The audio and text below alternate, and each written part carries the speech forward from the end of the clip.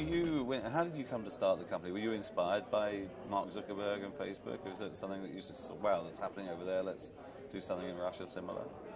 Actually, it began even prior to Facebook's success when I had this projects for my fellow students when I was a student at the St. Petersburg State University. So I had these community projects. We had discussion boards, chats. We had a section where you could exchange materials for your examinations and things like that, the lessons, everything. And so it was in the beginning of this century. So it's like 10 years ago. So I started really early, and I built a community around it.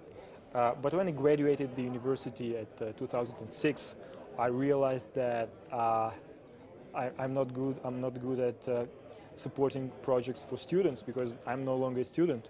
So what I had to do, I had to create a project for graduates and for young professionals who graduated to this high-profile important universities like St. Petersburg State University, Moscow State Universities, and so on. And it turned out to be very successful because there was really a need for it. I solved my personal problem because I needed a tool to keep in touch with my fellow students. And actually the Russian name of VK, which is Vkontakte, means in touch. So this is a tool for staying in touch.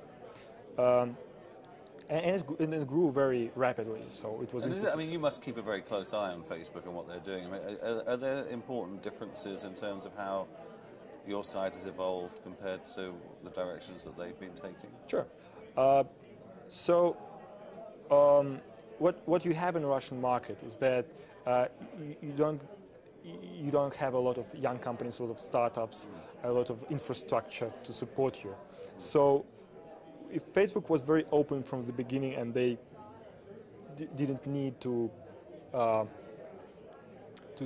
create their own video services or their own sophisticated audio services and so on, we had to build it from scratch because you didn't have them on the Russian market.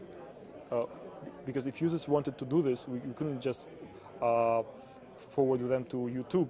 There's no Sean Parker to come around and give you advice either. And, yeah. So what did you do? I mean, so it's much more all-encompassing system, is it? That you Absolutely, yeah. It's a bit more centralized. It used to be a bit more centralized. It's much more open now. But at some point, VK accounted for 50% of Russian traffic. I'm not sure if it's true right now, but it used to be. But if it's not true right now, it's a good sign, because more and more companies appear and attract traffic on this. And I guess Facebook has evolved to have much more sharing of video, much more like the relationship with Spotify, where people are now sharing what music they're listening to, the news feeds and so forth. I mean, have you found that the experience that you're offering, the various services you're offering your Russian customers, I mean, has that changed dramatically over the last 2 or 3 years, or is it still pretty incremental? Well, actually, yeah, we are very innovative in this. Every month we introduce 7 major improvements to the site, and we announce it loudly. These are the 7 new things of this month. Well, and for example, talking about Spotify, and Daniel Ek visited me in St. Petersburg a few weeks ago, and he said, look, we've done this thing with Facebook, maybe you should consider doing the same with us. And I said, yeah, it sounds nice, but we already have an audio service of our own because of our history. And then 2 weeks ago, we announced that you could see what your friends are listening to, and you could switch in, and you could listen to the songs your friends is listening to, and then when he finishes to listen this one and goes to the next one, you can continue. And this is like a radio, really. This is something that Facebook only announced. They didn't build it yet.